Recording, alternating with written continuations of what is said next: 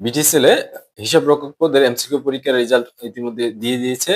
১,০০০ plus লিখিত পরীক্ষার জন্য উত্তীর্ণ করা হয়েছে। তো বিটিসিএল এর হিসাব রক্ষক পদের যদি এমসিকিউ প্যাটার্নটা দেখে আমরা অনুমান করি যে লিখিত পরীক্ষাটা আসলে কিরকম হবে। যেহেতু পরীক্ষা নিবে হচ্ছে আইবিএ, আইবিএ এর পরীক্ষা তারা নোটিশে উল্লেখ করে দিয়েছে যে ১ ঘন্টা পরীক্ষা হবে। অর্থাৎ ১ ঘন্টার একটা লিখিত প্রশ্ন আপনার যদি প্রিডিক্ট করি আমরা, তাহলে আমরা অনুমান করে বলতে পারি অন্তত ৫০ থেকে ৬০% মার্ক থাকবে হচ্ছে সাবজেক্টিভ। অর্থাৎ কমার্স রিলেটেড প্রশ্ন থাকবে অন্তত আ ৬০% আর নন কমার্সের বাকিগুলা থাকবে। যদি আ কমার্স থেকে বলি যে কি ধরনের প্রশ্ন থাকতে পারে? কমার্স থেকে বেশিরভাগ সময় অ্যাকাউন্টিং, ফিন্যান্স থেকে প্রশ্ন থাকবে। মার্কেটিং ম্যানেজমেন্ট বা অডিট বা এই ধরনের বিষয়গুলা থেকেও আরো বিস্তর প্রশ্ন থাকতে পারে। তো অ্যাকাউন্টিং এ বা এই কমার্স রিলেটেড লিখিত পরীক্ষার উপযোগী প্রশ্নগুলো আসলে কোন অধ্যায় থেকে হয়? সব অধ্যায় ঘুরে ফিরে চলে আসে। এর মধ্যে ব্যাংক রিকনসিলিয়েশন আছে, আপনার adjusting entry, closing entries, rectifying entries, cash flow statement, তারপর হচ্ছে ratio analysis, inventories, bad debt, হ্যাঁ? ডেপ্রিসিয়েশন এই চ্যাপ্টার গুলা থেকে ঘুরে ফিরে প্রশ্ন আসে। ক্যাপিটাল বাজেটিং টেকনিক থেকে প্রশ্ন আসতে পারে। একদম মার্কেটিং থেকেও আপনার যে 4P, হ্যাঁ? 7P বা আরো বিভিন্ন মার্কেটিং এর বেসিক টার্ম, ম্যানেজমেন্টের হচ্ছে মাসলো হায়ারার্কি বা থিওরি এক্স অ্যান্ড ওয়াই বা হেনরি ফেলের ১৪ টা মূলনীতি, হ্যাঁ? ব্যাংকিং থেকেও কিছু প্রশ্ন। এই ধরনের প্রশ্নগুলা মানে কমার্স রিলেটেড বেসিক ধারণা আপনার লাগবে আপনার এই পরীক্ষার জন্য। যেহেতু ১ ঘন্টার পরীক্ষা এত বেশি তো আসবে না, কিন্তু কোত্থেকে আসে এটা আসলে বলা যাচ্ছে না।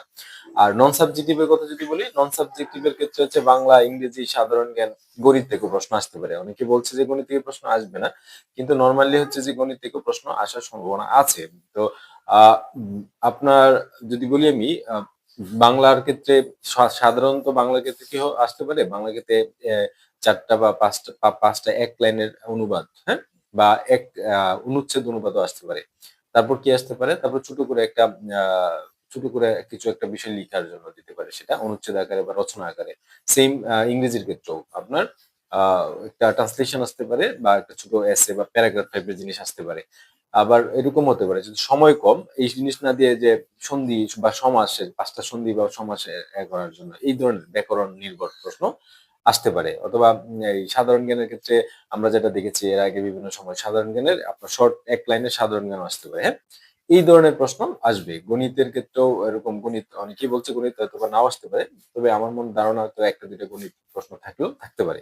তো মোটের উপর প্রস্তুতি যখন আপনারা নিবেন, আ সেক্ষেত্রে হচ্ছে প্রস্তুতি এভাবেই নেওয়া উচিত যেন আমরা যেই প্রশ্নই আসুক আমরা যেন ভালো পরীক্ষা দিতে পারি। তো সাবজেক্টিভ প্রস্তুতি তো নিবেনই। সাবজেক্টিভ এর ক্ষেত্রে যা বললাম বাং আ হিসাব বিজ্ঞান, তারপরে হচ্ছে আ ফিন্যান্স, মার্কেটিং, ম্যানেজমেন্ট, সম্ভব হলে অডিটের থেকেও বেসিক টার্ম গুলা জানবেন এবং আমি যে হিসাব বিজ্ঞানের অধ্যায়গুলোর কথা বলছি, এই অধ্যায়গুলার অবশ্যই পড়ে যাবেন। আর নন সাবজেক্টিভ ও এস ইউজুয়াল আপনার পড়তে হবে। আপনার যদি আ যারা আপনারা আ আইবি এর পরীক্ষার কুয়েশন ব্যাংক আছে, আপনারা কুয়েশন ব্যাংক থেকে বাংলা, ইংরেজি সাধারণ জ্ঞানটা পড়ার চেষ্টা করবেন।